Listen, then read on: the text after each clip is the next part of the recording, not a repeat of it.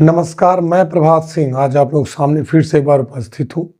आज हम लोग चर्चा करेंगे क्लास 10th साइंस में फिजिक्स पर। यहाँ याद रखिएगा टॉपिक है प्रकाश का परावर्तन। याद रखिए, जब प्रकाश की किरणें किसी चिकनी अपारदर्शी सतह पर पड़ती हैं तो वह पुनः उसी माध्यम में विपरीत दिशा में चली जाती हैं। इसी घटना को प्रकाश का परावर्तन कहते हैं।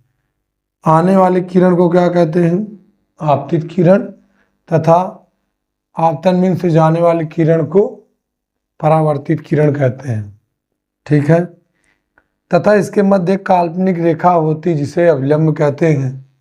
ठीक है। तथा आपतन अपारदर्शी पृष्ठ पर स्थित वह बिंदु जहां से प्रकाश किरण का परावर्तन होता है उसे आपतन बिंदु कहते हैं। याद रखिएगा, एक हेडिंग आती है आपतन कोण। आपतन कोण आई। आपतन कोण किसे कहते हैं?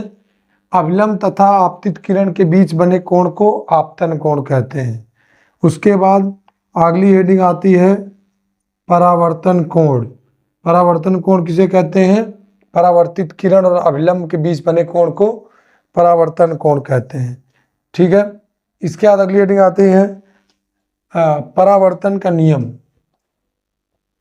बहुत इंपॉर्टेंट टॉपिक है परावर्तन का नियम। अब परावर्तन नियम क्या है भैया? परावर्तन नियम नंबर 1 है कि आपतन कोण बराबर परावर्तन कोण। उसके बाद दूसरा नियम क्या है कि आपतन बिंदु आपतित किरण अभिलंब, उसके बाद परावर्तित किरण,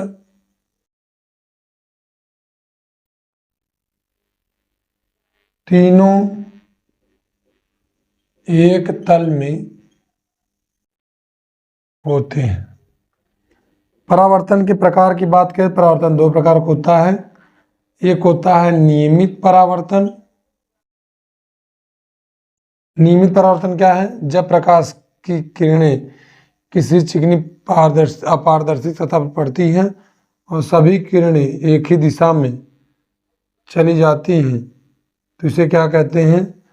नियमित परावर्तन।